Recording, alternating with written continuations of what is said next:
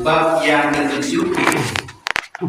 Judulnya tentang keyakinan. Keyakinan dan tawakal. Keyakinan itu kepada Allah Subhanahu wa taala dan sejauh mana itu memiliki jiwa bertawakal, berserah diri kepada Allah. Karena dengan adanya keyakinan yang kokoh dan diiringi dengan sikap berserah diri bertawakal kepada Allah Subhanahu wa taala, maka dari situlah kelak itu akan sampai kepada sebuah hal, sebuah kesimpulan. Saja yang menimpa itulah ketetapan dari Allah Subhanahu wa taala. Baik buruk yang itu dapat, itulah ketetapan yang sedang diinginkan Allah Ta'ala ini. Maka manakala kebaikan yang kita rasakan, kebaikan itu tidak serta-merta menjadikan awak lupa diri. Demikian, manakala kita mendapatkan yang tidak kita ingini, yang tidak waharaukan, musibah, kemalangan, kehilangan dan sebagainya, kehilangan itu pun tidak menjadikan kita terlalu putus asa. Baru itu. Karena akhir dari segala usaha itu adalah kita tetap Allah. Iko yang mengakhirkan berarti itu yang terbaik pada waktu itu menurut Allah Subhanahu wa taala. Nah, kaum muslimin sedang jemaah yang berbahagia. Sebelum masuk ke hadis-hadis yang berbicara tentang tawakal dan keyakinan, ada beberapa ayat yang diuraikan dan disebutkan dulu oleh Al-Imam An-Nawawi di bahagian awal bab tawakal ini. Di antaranya kaum muslimin adalah firman Allah Subhanahu wa taala dalam surah Al-Ahzab ayat yang ke-22. Kata Allah, walamma ra'al mu'minuna al-ahzab, dan tatkala orang-orang mukmin melihat pasukan atau perkumpulan pasukan musuh, sekumpulan pasukan musuh, qalu hadza ma wa'adana Allahu wa rasuluhu, mereka berkata, inilah apa yang sudah Allah dan Rasulnya janjikan, yakni mereka akan berperang, mereka akan berjihad. Wa sadaqallahu wa rasuluhu, dan maha benarlah apa yang telah dijanjikan oleh Allah dan Rasulnya. Wa ma zadahum illa imanan wa taslima, dan tidaklah bertambah kepada mereka melainkan iman. Yang bertambah kepada mereka tatkala berada di medan perang tanpa musuh itu adalah iman, dan yang kedua wa taslima, sikap menyerahkan diri kepada Allah. Amanahnya Bapak Ibu kaum muslimin yang berbahagia, generasi muslim yang terbaik adalah orang-orang yang langsung dididik dan dibina oleh Nabi kita Muhammad Sallallahu Alaihi Wasallam. Siapa mereka itu? Para sahabat. Siapa yang digelari dengan para sahabat? Para ulama hadis mengatakan yang disebut para sahabat itu adalah man laqiya nabiyya sallallahu alaihi wasallam musliman wa mata 'alal Islam. Orang yang berjumpa dengan Nabi sallallahu alaihi wasallam, muslim dan Islamnya ketika berjumpa Nabi itu. Orang yang berjumpa dengan Nabi, la Islamnya ketika itu, wa mata 'alal Islam, dan meninggalnya pun nanti meninggal dalam beragama Islam. Itu para sahabat. Kelebihan di mereka pun mendapatkan bimbingan dan didikan langsung dari Nabi. Nabi kita Muhammad SAW hadir di dalam kehidupan mereka. Semuanya gitu gini, baru saja kita selesai sholat, mereka berkumpul-kumpul bersama Rasul, menanyakan sesuatu hal atau Nabi yang memberikan pengajaran kepada mereka. Nampak di mereka sehari-hari bagaimana kehidupan Rasulullah, sehingga demikian mendalam kecintaan mereka kepada Nabi. Dan luar biasa lagi adalah iman mereka betul-betul juga sangat luar biasa. Nah, sehingga ibu, iman mereka luar biasa itu nampak dari bagaimana pengorbanan mereka kepada Rasul tidak tanggung-tanggung. Harta, jiwa, saja yang mereka miliki, mereka siap korbankan untuk Rasulullah. Ketika ada medan perang, akan ada peperangan misalnya, ada yang berani menyumbangkan ontanya puluhan ekor.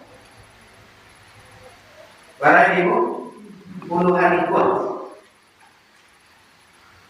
Lah ada kita mendengar berita ada sebuah pondok pesantren terbakar biarlah aku agenda 200 sebidang sawah aku. Nah ini aku namanya orang berbakar.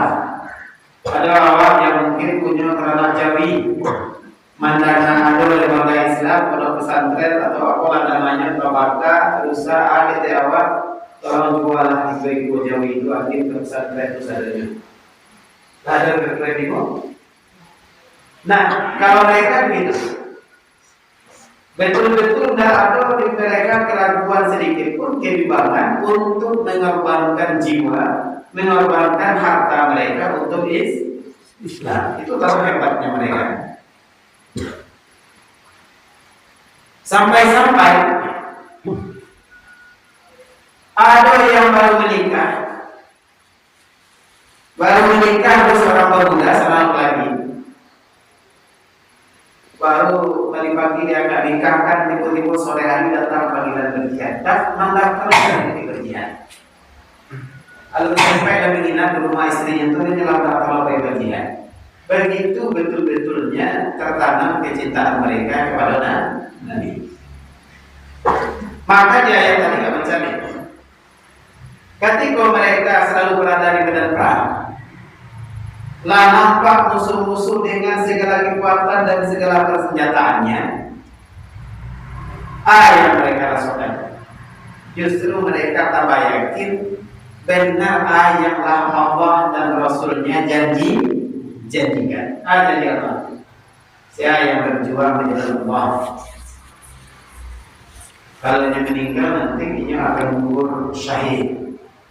Surga siap untuk nantinya.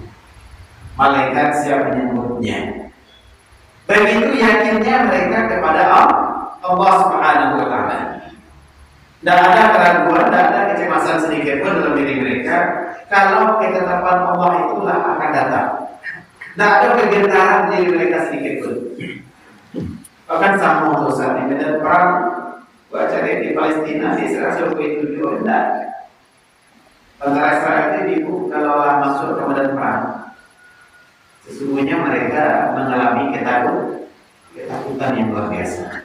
Walaupun mereka menghadapi pasukan-pasukan Hamas, orang Palestina yang mungkin persenjataan mereka tidak secanggih yang dimiliki Tuhan. Bahkan aku pernah baca berita dalam beberapa hari terakhir itu malah sekian puluh atau bahkan ratusan lebih tentara telah takbir di seluruh keadaan perang. Lah muncul ketakutan mereka disuruh baik bapak padahal senjata mereka lebih hebat dibandingkan musuh yang mereka perangi orang-orang Palestina. Tapi umat Islam yang tadi Allah sampaikan dalam ayat tadi, justru ketika nampak musuh itu, dia tidak memikirkan musuh kobare atau bahannya, tapi yang terasa adalah kita yakin dengan apa yang Allah janjikan. Bahkan bukannya sampai di situ. Maka dunia ayat itu dikatakan wa ma zadahum illa imanan wa taslima. Dan ada yang bertambah ke diri mereka kecuali dua hal, iman Yang kedua penyerahan diri. Artinya apa? Lah nampak musuh itu tambah yakin di Allah. Sehingga berjuang mereka tidak dihinggapi rasa takut, dia yakin. Andaikan menang, makanya akan memuliakan Islam. Andaikan gugur, maka sekian malaikat telah siap menyambut ruhnya. Surga lah tempat kembalinya di sisi Allah Subhanahu wa taala. Sehingga wa ma zadahu illa imana. Dan apa yang bertambahkan mereka kecuali iman. Bertambah pula imannya malah ketika lagi berperang. Wa taslima, penyerahan dari apa maknanya? Tawakal. Hasil itu Allah yang menentukan. Kita sebagai manusia, tugas kita hanyalah berikhtiar dan berusaha. Kaum muslimin sedang jemaah yang berbahagia. Itu yang pertama. Kemudian ada beberapa ayat lagi sebetulnya yang berkaitan dengan takwa. Banyak ini yang dikatakan oleh Imam Nawawi. Di antaranya wa tawakkal 'alal hayyil ladzi la yamut. Berserah dirilah, bertawakallah kamu kepada yang maha hidup, yang tidak akan mati. Ibu, ada dari itu manusia yang ketika akan berhadapan dengan sesuatu yang mengkhawatirkan, menakutkan. Kadang-kadang itu justru berserah diri kepada yang tidak maha hidup. Contoh ibu, mudah-mudahan itu tidak terjadi. Kalau zaman-zaman dulu, misalnya waktu SD dulu merasakan Allah kapai pakai rumah anak-anak awal muslimu atau pasar SD atau anak SMP pakai rumah jauh banyak atau ada cerita-cerita di situ ya banyak macam-macam kejadian. Yang biasa segera disiapkan orang tua itu. Hati-hati. Disiapkan bekal untuk anak tadi. Bekalnya bisa carikan kalbo, penangkal, yang lain yang gak lancap, sehingga kepada tersapu di situ. Yang lain. Ada yang mengatakan si A itu pada sebelumnya punya minyak rancak. Dibawa minyak itu dari ke mahkamah, jalan keluar itu sampai dioleskan ikannya. Dan minyak saya dulu bikin menjadi minyak. Itu nyata ibu aku mengalami itu dulu. Ya kawan-kawan aku ketika setiap bulan tanpa beli kabupaten maupun kota dari kumpul. Kalau sampai acara-acara model itu kadang-kadang banyak orang tua yang menyiapkan suku itu. Pak, begitu kami itu anaknya itu apa? Sampai bagaimana itu tasisnya jauh dari keramaian dibuang oleh bukit. Kota sapu, kota apa? Sehingga dia dengan menggunakan benda-benda tadi, dia rasanya ada balik penanaman berkali tadi. Disiapkan yang untuk membuatnya aman jalan. Padahal sabar yang kita bekali itu lemah dan tidak ada apa-apanya. Bahkan Allah perintahkan apa? Wa tawakkal 'alal hayyil ladzi la yamut. Bertawakallah kamu, berserah dirilah kamu kepada yang maha hidup, yang tidak akan mati. Siapa dirimu? Allah Subhanahu wa taala. Itu satu keyakinan yang mesti awak tanamkan di diri Allah, bahwa segala hal yang akan menimpa itu tidak akan bisa terjadi kalau tidak kehendak Allah Subhanahu wa taala. Apa saja yang akan menimpa awak tak akan mungkin bisa terjadi kalau tidak dengan izinnya Allah Subhanahu wa taala. Makanya dalam hadis bulughul maram itu ada satu hadis yang menyebut, andaikan satu golongan sekumpulan manusia lah bersepakat mereka untuk memberikan mudarat kepadamu, memberikan bahaya kepadamu, lasa pakai satu sekelompok orang, bahkan lagi merancang mana apa dan bentuknya nanti Tapi kalau Allah izinkan tidak akan bisa terjadi. Ini satu keyakinan yang mesti tertancap ya.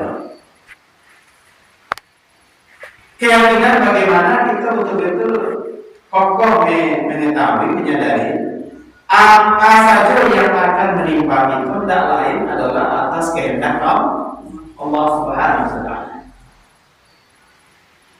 Tapi secara lahiriah kita berusaha. Secara berusaha bukan berarti kita pasrah total. Awak pakai badan jauh di kendaraan, Honda, Auto. Rupanya auto kalau lampu tidak diservis, lampu tidak dibuka, maka tetap itu namanya ikhtiar.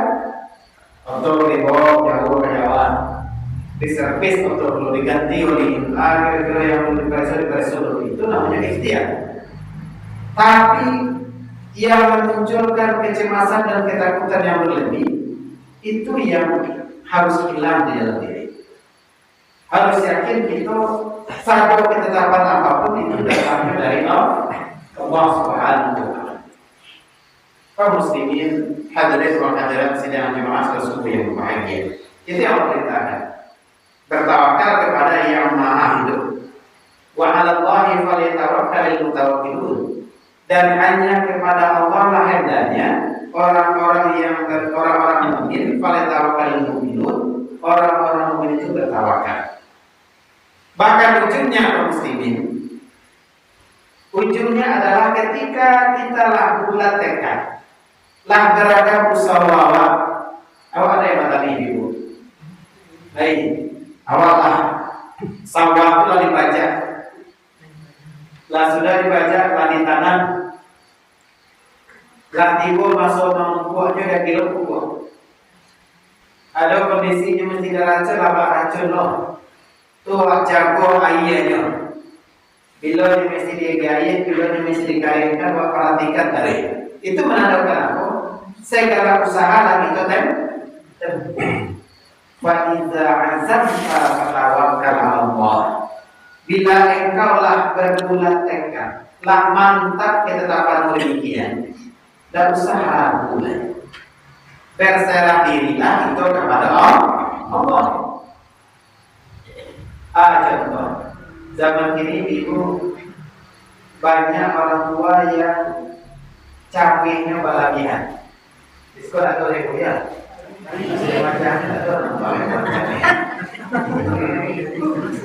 Yang mengatakan capeknya berlebihan. Anak lah dinikahkan anak usia lah dinikahi di laki-laki, lah selesai oleh mama sedang tiba-tiba kemudian di laki-laki itu orangnya bakal jauh di luar daerahnya bawa dan nampak ya orang panjang anak aku bahwa lain sayang suami dan ada komentar anak ini banyak yang dijamin padahal satu cara tidak puasanya ketika dia datang melamar nampak lain. Ditanya orang tahu lain menyampaikan orangnya elok. Sehingga berbagai hal lah dipukul lah cocok sehingga kita terima pinangannya lah dinikahkan anak tadi. Tapi ada juga orang tua yang selalu jangan bahkan dipikirkan yang mana lagi kan ucapan apa hari itu. Jangan-jangan itu setahun tentunya campaknya ya. Banyak kekhawatiran. Padahal muslimin, jangankan untuk mereka, untuk kita saja ke depan mana tahu doa. Jangan dulu ibu kami memikirkan bahwa anak orang sekian tahun ke depan yang baru menikah dia kayak suaminya dekat saya lagi itu. Awak saja seminggu ke depan tidak tahu doa. Jangan. Kadang-kadang kekhawatiran kita hanya ketakutan kita tentang dunia. Kalau orang suaminya mulai itu, baik bisa berumah pakai itu. Banyak dipikirkan. Padahal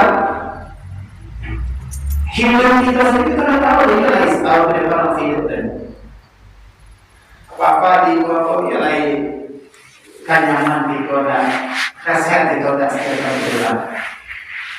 Siapa yang menentukan apa-apa di hidup Gunung apa berarti bulan itu Leo Tobi laki-laki di Nusa Tenggara Timur. Jalurnya mana terusnya itu gunungnya? Nah, kalau itu Leo Tobi laki-laki. Mana orang menyangkut? Tiba-tiba melalui walaupun gunung telah lama aktif sama di gunung Merapi dulu. Tiba-tiba melalui dahsyat saja dan melalui itu tidak tanggung-tanggung jiwa atau rumah runtuh. Yang banyak ditimpa kayu, batu-batu, material vulkanik, sehingga rumah jadi runtuh. Bahkan hanya rumah mencari orang yang berusaha pakai kendaraan untuk menghindar, malah kacau-kacau betul itu hancur. Waktu melatih yang kedua batu-batu kering kedua itu aku mana contoh sedang di bypass atau di bumbu tiara pada kian-kian atau tedangannya lain sampai baca kok jadi foto-foto ini sampai kacau-kacau atau bagian bumbu itu baca.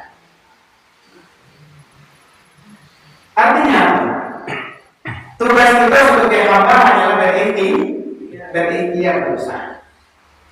Apa jawaban tadi? Lah dinikahkan awal atau ketika orang jelo, tak usah kita banyak memikirkan yang ke depannya, biarkan berjalan. Baru itu ada Allah yang maha penentu segala-galanya. Tugas itu lagi ikhtiar itu usaha itu telah banyak kita lakukan. Tugas adanya kita berdoa menyerahkan urusan itu kepada Allah Subhanahu Wa Taala. Biarkan Allah yang mengatur itu. Sama dengan itu kesalahan. Tugas itu hanya mencari pesawat yang kita dilakukan. Tapi apakah hasil sawah waktu nanti betul-betul melimpah? Itu tidak boleh diapa itu di situ. Kita hanya mampu ikut butuh racun, ikut butuh pupuk, ikut butuh air. Yang menjadikan hasil padi tadinya bisa berbuah, buahnya pun bisa labe, bone-bone, berisi. Itu hanyalah Allah Subhanahu Wa Taala. Tidak kerajaan itu. Kadang-kadang ketika kita dapat memang sulit pada waktu itu sawah orang hasil nyobone selamat dari berbagai macam penyakit rupanya memang banyak bu. Apa itu di Mangkok Kata dari Bogor itu lancar pun sawah orang tapi dari pagi itu kalau tidak dijago sawah itu dikurung ini sedang banyak karena itu bisa banyak habis akhirnya boleh. Pasok sampai panen itu dijago di pasar murah-murah namanya itu murah-murah sawah buah-buah di kue yang pakai tali yang pakai pita macam-macam bahkan pakai badi itu lah itu alat pribadi itu walaupun tidak menembak tapi murah-murah berterbangan itulah namanya ikhtiar usaha itu manusia kaum muslimin sidang jemaah selesai yang bahagia. Nah, ini itu diantara ayat-ayat yang terkait dengan yang dikemukakan oleh Imam An-Nawawi pengantar dalam bab tawakal. Masih ada ayat lainnya, tapi kita masuk dulu ke hadis yang berkaitan dengan itu. Hadis pertama kaum muslimin. Hadis riwayat Imam Bukhari Muslim atau hadis muttafaqun alaih. Kata Nabi, hadis bersumber dari Abdullah bin Abbas radhiyallahu anhu. Rasulullah sallallahu alaihi wasallam bersabda, "Uridat alayya al-umam, fara'aitu an-nabiyya wa ma'ahu ruhan, wan nabiyyu wa ma'ahu rajulun wa rajulani, wan nabiyya laysa ma'ahu ahadun, iz rufi'a li sawadun azim, fa zanantu annahu ummati, fa qila li hadza Musa wa qaumuhu walakin unzur ila al-ufuq fa nasabtu fa iza sawadun azim fa qila li unzur ila al-ufuq al-akhar fa iza sawadun azim fa qila li hadhihi ummatuka wa ma'ahum sab'una alfan yadkhuluna al-jannata bighairi hisabin wa la hisab." Diceritakan oleh Nabi kita Muhammad sallallahu alaihi wasallam. Beliau berbicara tentang hadis yang berkaitan dengan tawakal tadi. Apa katanya? Telah diperlihatkan, dipertontonkan kepadaku berbagai umat.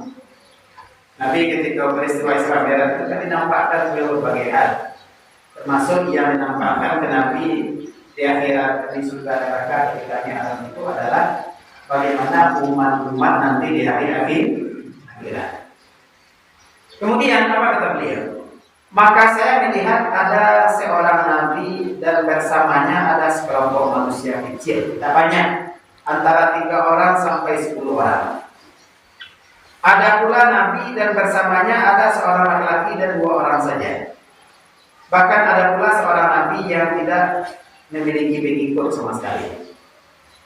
Jadi itu nabi-nabi sebelumnya ada yang seperti itu. Walaupun mereka lama diutus ke umatnya, tapi manusia ada yang beriman atau hanya sedikit sekali. Padahal usia dakwah mereka jauh melebihi usia dakwah Nabi Muhammad SAW. Nah, kemudian tiba-tiba diperlihatkanlah kepada aku suatu gerombolan manusia yang sangat besar. Lalu saya mengira mereka itu adalah umatku. Nampak Nabi segerombolan umat yang sangat banyak. Beliau mengira itu umat beliau. Lalu dikatakan kepadaku ini adalah Nabi Musa dan kaumnya. Jadi Nabi Musa itu dikatakan termasuk yang umatnya cukup banyak dibanding sebagian teman-teman Nabi lainnya. Lalu kemudian dikatakan itu adalah umatnya Nabi Musa alaihissalam. Lalu disuruh Nabi, lihatlah ke ufuk yang lain. Kemudian saya melihat ke Nabi, lalu saya lihatlah tiba-tiba nampaklah satu gerombolan umat yang sangat besar juga. Selanjutnya dikatakan kepadaku, ini lihatlah ke ufuk yang lain lagi. Sebelum Nabi tidak ke sisi yang lain, karena kehidupan akhirat laweh luas luar biasa. Tiba-tiba di sana terdapat suatu kelompok yang sangat besar pula. Lalu dikatakan kepadaku, inilah umatmu. Dan bersama mereka itu ada sejumlah 70.000 orang yang dapat memasuki surga tanpa hisab, dan mereka tidak akan kena siksaan.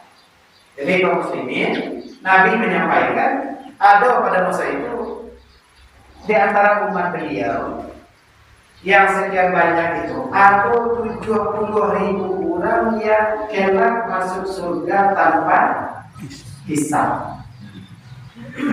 Dan sampai kau merasakan siksaan selama berapa jumlahnya ibu? 70.000. Kamu coba kira-kira. Insyaallah. Lah saja dunia sejak Nabi kita diutus kira-kira sampai dinilai lah itu dari yang 70.000 itu. Wallahu a'lam. Allahu a'lam. Penduduk Indonesia saja inilah 200-an juta. Ratusan juta ribu lah. Kalau kita hitung persentase Islamnya berarti lah hampir 200 juta atau 150 juta muslim.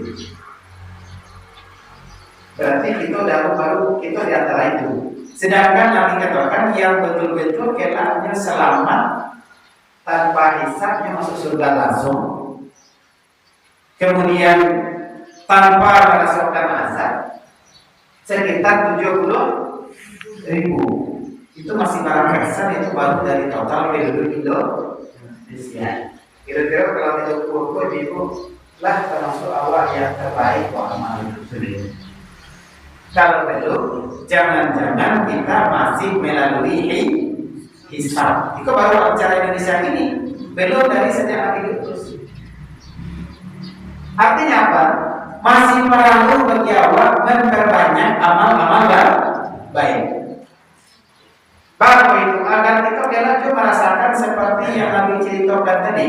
Ada segerombolan manusia umat beliau yang ternyata nanti masuk surga tanpa hisab dan tak sempat merasakan azab. Contohnya orang ibu dan itu tak termasuk yang 70.000 itu. Sehingga hisabnya itu panjang. Syukur-syukur selesai hisab itu langsung lulus masuk surga. Jangan-jangan ada dulu yang merasakan siksaan. Nah, lanjutkan hadis tadi. Kemudian Nabi bangun dan terus memasuki rumahnya. Orang-orang berbincang-bincang mengenai siapa manusia yang masuk surga tanpa hisab dan tanpa siksa itu. Sebagian mereka ada yang berkata, barangkali mereka ialah orang-orang yang telah menjadi sahabat Rasulullah SAW. Yang lain mengatakan, mungkin mereka adalah orang-orang yang dilahirkan di zaman sudah munculnya Islam. Yang kita sekarang, waktu itu Islam sudah ada. Kemudian tidak pernah mempersebutkan sesuatu dari Allah. Banyak lagi sebutan-sebutan cerita mereka. Lalu Nabi keluar dan menanya mereka, apa kata Nabi? Apa yang sedang kalian perbincangkan? Lalu para sahabat itu memberitahukan kepada beliau tentang yang mereka bincangkan. Lalu Nabi bersabda, orang-orang yang masuk surga tanpa hisab dan siksa itu ialah mereka yang tidak pernah meminta, memberi mantra-mantra, bacaan-bacaan. Atau kalau bahasa hadisnya yaqum, orang-orang yang tidak pernah minta ruqyah. Ruqyah apa? Ruqyah itu bacaan-bacaan penyembuh. Bacaan ruqyah itu ada yang syariah, ada yang tidak syariah. Ruqyah yang syariah, yang syariah itulah ruqyah. Yang kita kenal itu bukan ruqyah. Ustaz kok pandai ruqyah, si atau pandai ruqyah. Berarti ini membacakan bacaan-bacaan yang diajarkan oleh Rasul. Karena ruqyah itu artinya mantra-mantra bacaan. Tapi ada pula yang bisa menyembuhkan orang kesurupan dan sebagainya, tapi tidak dengan bacaan-bacaan yang Nabi ajar. Itu diantaranya orang-orang yang minta ruqyah, yang minta mantra-mantra. Jadi bukan kalau ruqyah yang sesuai dengan agama itu dianjurkan. Itu yang dimaksudkan dengan bacaan-bacaan yang tidak berdasarkan agama. Karena sangatnya bertawakal kepada Allah. Dia tak mampu atau minta bacaan-bacaan tadi itu karena dia yakin kepada Allah. Kamu cerita itu tadi, kok pakai camping, kok pakai kamar orang yang meminta mampu keciman dulu atau yang nyobaci atau yang oleskan. Yang si fulan itu tidak mampu atau seperti itu. Kenapa? Dia yakin kepada Allah. Atau yang maha melindungi, yang maha kuat, yang maha itu adalah Allah. Dia tidak mampu melakukan itu. Dan tidak pula merasa akan memperoleh bahaya karena adanya burung-burung atau hal-hal lain. Artinya apa? Tidak yakin dulu jo isyarat saja. Ibu sedang bekerja di ladang di sawah, ibu heboh si burung murai. Apa mana kalau orang dulu ibu? Bukan kata jadi ibu. Berita ibu. Dari tadi murai lah heboh saya. Jadi meyakini yang serupa itu tidak boleh. Walaupun bekoyo atau serupa itu. Nah, kalau ada berarti keren. Betul. Jangan sampai terlalu meyakini demikian. Itu saya dulu kenapa seperti mau tidak. Lalu kita berita buruk kata-kata. Hilangkan dari diri awak keyakinan seperti itu. Yakinlah itu baik buruk semuanya ada di tangan Allah. Kita punya kekuatan menjemput itu namanya doa dan ikhtiar. Ikhtiar bisa kita lakukan. Kalau tidak bisa, tugas itu berdoa menyerahkan diri kepada Allah. Lalu Mukasab bin Mihsan al-Asadi berkata, doakanlah saya ya Rasulullah kepada Allah supaya Allah menjadikan saya termasuk golongan mereka. Ada sahabat yang minta itu, doakan ini agar masuk orang yang masuk surga tanpa hisab dan tanpa siksaan. Kata Nabi, engkau termasuk golongan mereka. Jadi Nabi mengatakan engkau engkau termasuk golongan mereka. Karena sahabat ini minta udah Allah ayat ya Nabi, mintakanlah kepada Allah, doakanlah kepada Allah agar aku termasuk golongan itu. Nabi katakan engkau termasuk dari mereka. Lalu kemudian ada pula sahabat lain berdiri lalu berkata, doakan juga saya ya Rasulullah. Apa kata Nabi? Permohonan seperti itu telah didahului oleh Mukas. Apa maknanya? Sahabat yang minta terus supaya masuk surga tanpa hisab lah didahului oleh sahabat Mukas. Artinya apa? Bisa dalam makna yang meminta kemudian itu lalu dikabulkan. atau yang duluan masuk nanti dari itu adalah kasa. Artinya apa? Lakukanlah ikhtiar dulu di dunia. Dengan cara apa? Dengan cara memperbanyak amal. Kaum muslimin sidang jemaah yang berbahagia. Kini ibu yang baris itu akan menanamkan yakin yang serupa tadi. Menghilangkan yang selama pelawat dana dari yang dulu. Ada heboh burung-burung mulai nanti sawah atau di rumah itu ada wahyu. Kalau masuk kuku-kuku rumah kalau banyak hal seperti itu yang mungkin yang kebetulan, tapi dia berulang-ulang menjadi serupa itu jadi sebuah keyakinan. Yang kebetulan tapi dianggap menjadi satu keyakinan. Itu ada dia. Baru itu. Karena kunci dalam kehidupan kita yang disampaikan tadi adalah semuanya dikembalikan kepada Allah Subhanahu wa taala. Baik buruk atau apapun yang akan menimpa manusia, sadonya atau dalam ketetapan Allah Subhanahu wa taala. Artinya ibu, awak kalau berjalan ke rumah, diajarkan membaca doa. Ada banyak ibu. Bismillahirrahmanirrahim. La haula wala quwwata illa billah. Bahkan di hadis itu juga diajarkan itu. Maknanya, maka ketika kita telah membaca itu, kita telah menyerahkan urusan itu ya Allah. Awak jalan jauh nanti punya kendaraan itu ada bahaya, kita dalam lindungan Allah. Kok meninggal benar seperti itu, kita meninggalnya lari dalam keadaan Allah. Coba bayangkan kalau meninggal di jalan umum itu manusia memasang iman di badannya. Meninggal kita di jalan dalam kondisi akidah itu dilakukan antara masih bertauhid atau musyrik. Tapi nanti masuk usaha gitu ya. Betul. Maknanya belum lagi yang lain. Coba karena ibu menjadi berdoa kalau kejadian kita takut usul di tol di Pulau para panjang untuk bahkan naik ke tol lain. Disitulah pentingnya bagi awak selalu dalam setiap sisi hidup. Bahkan kalau saja awak bertawakal kepada Allah. Rasanya baca doa mau tidur, kalau belum duduk sebelum tidur itu.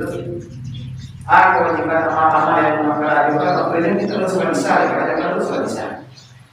Baru itu, siapa tahu nanti tidur itulah tidur kita yang paling akhir. Kaum muslimin sedang jemaah yang berbahagia. Maka tugas kita sebagai hamba adalah tanamkan dalam diri keyakinan semacam itu. Allah akan itu segala-galanya. Kemudian ikhtiar kita, usaha kita dengan mengerjakan semaksimal mungkin yang bisa kita lakukan. Lalu bertawakal itu serahkan keputusan kepada Allah.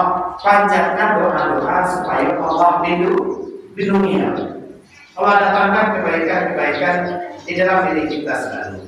Kaum muslimin sidang jemaah yang berbahagia. Bahkan ada doa di mana? Ada doanya yang Nabi pernah ajarkan. Dari sebuah hadis yang diriwayatkan oleh Imam Al-Bukhari, dikatakan oleh Ibnu Abbas dari Ibnu Abbas, anna Rasulullah sallallahu alaihi wasallam kana yaqul, bahwasanya Rasulullah sallallahu alaihi wasallam bersabda, Allahumma laka aslamtu wa bika amantu wa 'alaika tawakkaltu wa ilaika anabtu wa bika khasamtu wa ajabalani. Allahumma a'udzu bi'izzatika la ilaha illa anta an tadillani antal hayyul ladzi la yamut wal jinnu wal insu yamutun. Apa kata hadis tadi dari Abdullah bin Abbas? Allahumma laka aslamtu, ya Allah, aku berserah diri kepada Engkau. Wa bika amantu, dan aku hanya beriman kepada-Mu. Wa 'alaika tawakkaltu, dan aku hanya bertawakal kepada Engkau. Wa ilaika anabtu, dan saya bertaubat kepadamu.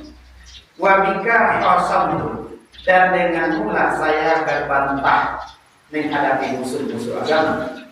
Allahumma a'udzu bi'izzatika ya Allah, saya mohon perlindungan dengan kemuliaan-Mu. Kita mohon perlindungan dengan kemuliaan Allah. La ilaha illa anta al-ghani. Tidak ada Tuhan selain Engkau ya Allah. Bahwa Engkau akan kalau sempat Engkau memisahkan.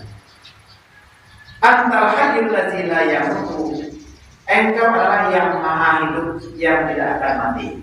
Wal jinnu wal insu yamutu. Sedangkan bangsa jin dan bangsa manusia mereka pasti akan mati. Kira-kira itu Bapak. Kok adalah itu yang merasalah pandai pendekatan diri di bangsa jin. Lah bisa menyatu di mereka. Lain kalau kiranya akan mampu menjauh itu selama-lamanya.